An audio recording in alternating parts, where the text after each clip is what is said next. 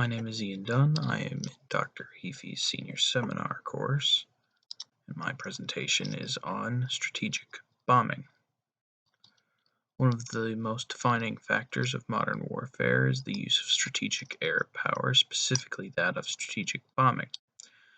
The American military has used the tactic extensively since the Second World War, and with the advent of new technology, it seems that it will only grow in use. The key is it a viable military tactic?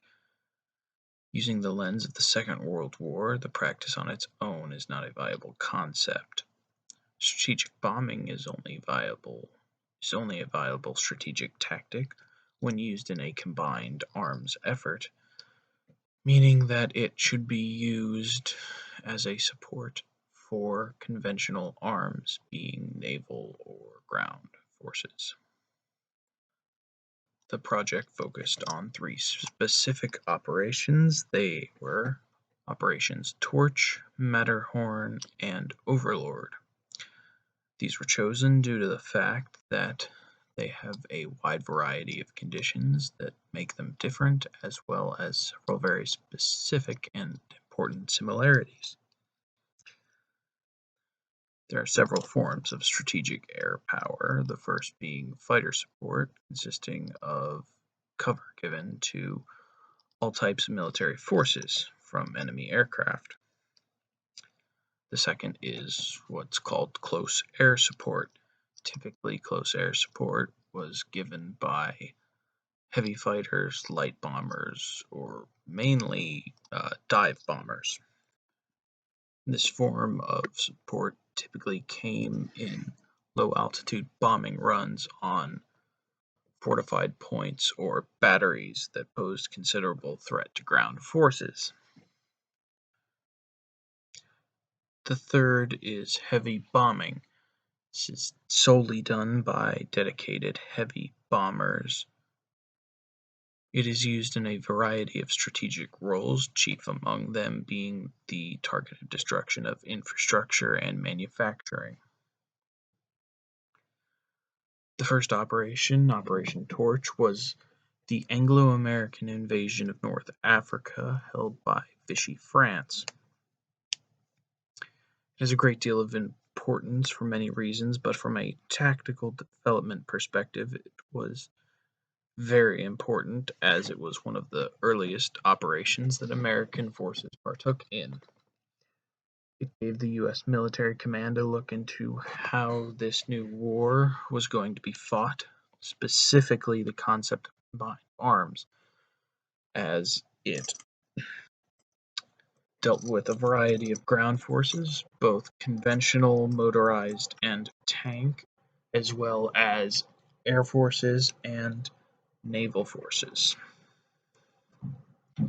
During the landings themselves, there was not a great deal of air support, as much of the air power was diverted in order to protect the naval forces from the Luftwaffe and German and Italian surface fleets. But notably, there was the presence of close air support. As the operation continued on and the Anglo-American forces moved their way off the beaches into inland Africa, greater air power was used as airfields and oil were taken from the enemy. Moving on to Operation Matterhorn was an effort to use air bases and supplies from India and China to bomb key strategic locations in occupied China, the Japanese home islands, Korea, and Manchukuo.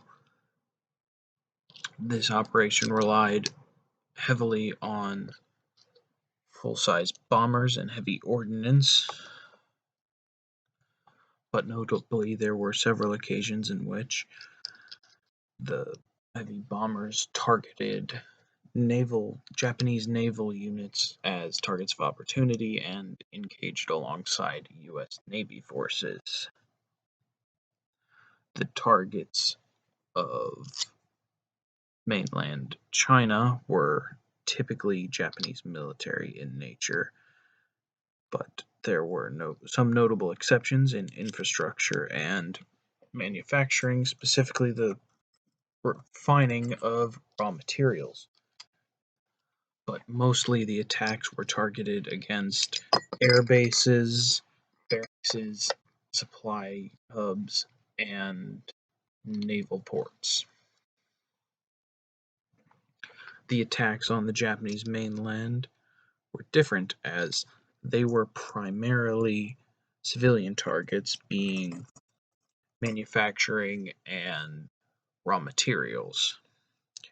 This was in an effort to destroy the military-industrial complex that backed the Japanese army, in an effort to bring the war to a halt by simply depriving the Japanese forces of materials. The third operation, Operation Overlord, more commonly known as D-Day, was the invasion of Normandy, which involved soldiers from 12 different nations. This operation was one of the largest exercises in a combined arms battle plan that exists to be studied. Combined air, land, and naval forces in a way that is not commonly seen to the same scale.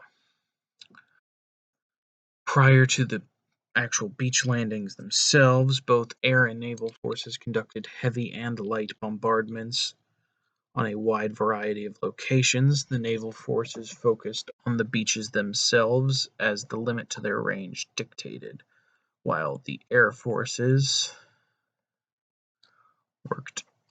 worked to prep landing zones for airborne units, destroy infrastructure, as well as destroy fortified locations and batteries, as to soften the enemy up for the ground forces that would move in later on. During the beginning of the landings themselves, air forces worked to provide close air support, as well as many naval ships worked to get closer inland to hit targets that stood between the ground forces and their objectives. As the Allies lodged themselves onto the continent, greater numbers of aircraft were able to be stationed in the area, increasing the aerial superiority over northern France. Moving on to the sources that were used. Being that these events were impactful on a global scale, there is a wide variety of sources pertaining to them. For Operation Torch, one of the main sources is a pattern for joint operations, World War II, close air support in North Africa. This source was written by Daniel R. Mortensen. The publication itself comes from the Office of Air Force History and U.S. Army Center for Military History. It contains correspondence between the joint staff of the U.S. and British Armed Forces in the area concerning the air support that was given on the battlefield in North Africa. This publication has many ground-level reports of how primarily the close air support affected the early parts of the invasion, as well as the latter parts as the ground forces moved from the beaches into the many cities that they took. A second source was A Crusade in Europe, written by Dwight D. Eisenhower. This publication details the war from the perspective of Eisenhower, who was the commander of U.S. forces in Europe and Africa. It chronicles both his time before and after achieving this position, as well as after the war. And this means that the information that was used to make decisions during the war is given, as well as the information that we gained later, so you can see how and why those in charge made the decisions that they did, and then why they ended up working how they did, due to the fact that not all of the information specifically for Operation Torch that the Allied command had was true. For Operation Matterhorn, the primary source is the United States Strategic Bombing Survey, specifically their publication, Japan's Struggle to End the War. The United States Strategic Bombing Survey was a group created with the sole goal of studying the effects of strategic air power during the Second World War. The group that was put together was extremely diverse, as it contained far more than just military officials. It contained men that had fought on the ground during the conflict, construction professionals, engineers, manufacturing consultants, and what locals they could get to cooperate. The goal of this group was to accurately identify the effects that strategic bombing had on Japan in a way that would be unbiased and present an accurate depiction of the strategic effectiveness of the practice, so that further strategies could be devised without any influences aside from past experiences. Moving to Operation Overlord, it uses some of the same sources as that were used for Operation Torch, such as a crusade in Europe. It also draws from a different publication from the Strategic Bombing Survey titled United States Strategic Bombing Survey, the Second World War Overall Report of the European War. Once again, this source is a detailed report of the effects of air power in the Second World War. The main difference being that this source focuses on Europe, but also that it has a lot more local help, as there was a lot less loyalty to the Third Reich than there was to the Japanese Empire, as far as the people working at a low level for them. The findings of the project were as follows. In the events of Operation Torch, the limited use of strategic air power was a success when they were able to be brought about in a full manner. During the landings themselves, close air support was used in great effect on fortified locations, and the divisions that were given greater close air support showed to have a greater effectivity rate. And moving on to their further incursions inland, as greater air power was brought in, the casualties of the ground forces lowered, as well as the speed in which they moved got higher, to the point in which the ground forces began to outpace the air forces, and as soon as they got out of the range of their air support, you can see a distinct drop in their effectivity. Operation Matterhorn saw several limitations that showcase the main downside to heavy bombing, as many of the air bases used for Operation Matterhorn were in northern India, as well as what remained of China. Due to this, it was hard to get supplies to them, as well as hard to get trained pilots and mechanics to them.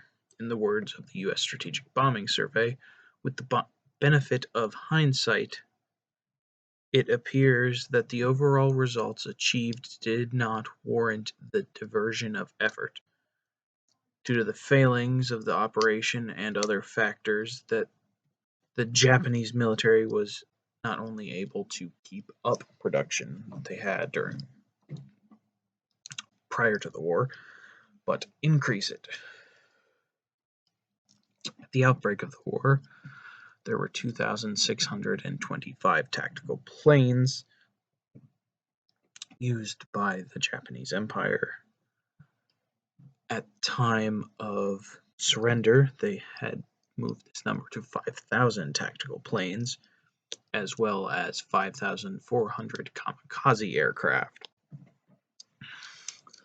All of that during the course of a war in which their air power was majorly contested and their losses in terms of aircraft was high,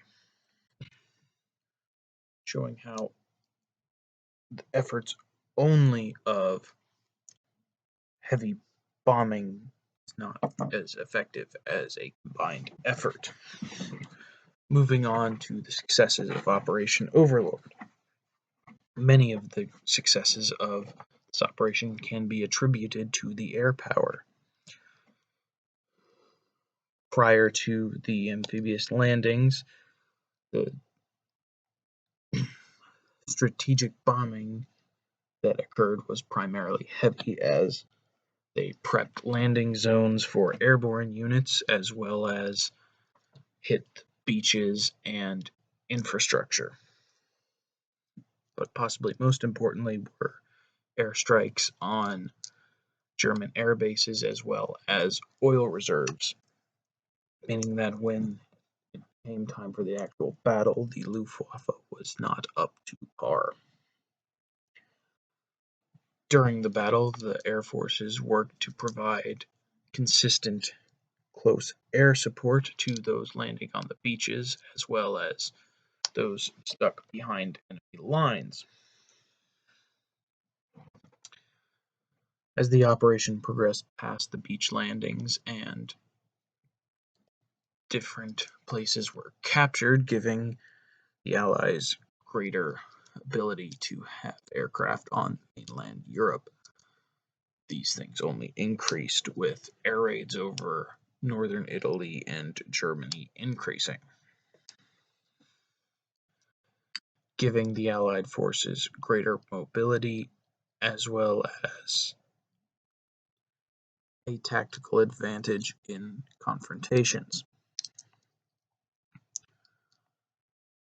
Overall, the use of air power during the Second World War is diverse, as there are both failures and great successes.